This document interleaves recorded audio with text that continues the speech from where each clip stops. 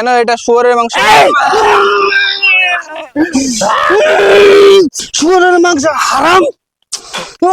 আর আপনারা জানেন না যে আপনারা এই যে মদ খাচ্ছেন, মদ খাওয়া হারাম, আপনারা জানেন না? আপনারা যে শুয়োরের মাংসকে হারাম বলছেন, আর এই যে মদ খাওয়া যে আল্লাহ হারাম করেছে শুয়োরের মাংসের মতনই।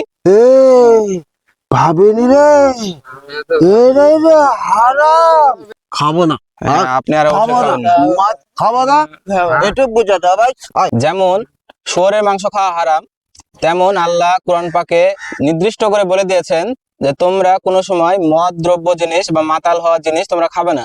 যেটা খেয়ে মানুষের কোনো নির্দিষ্ট জ্ঞান থাকে না, সেটা সম্পূর্ণ হারাম করা হয়েছে। কোরআনে আল্লাহ সুন্দর পরিষ্কার ভাষায় লিখে রেখেছে। যেমন শুয়োরের মাংস খাওয়া হারাম, এটাও পরিষ্কার ভাষায় লেখা আছে, তেমন মদ খাওয়া হারাম, নেশাদ্রব্য খাওয়া হারাম, এটাও পরিষ্কারভাবে নির্দিষ্ট করা আছে। Thanks for watching. Please follow.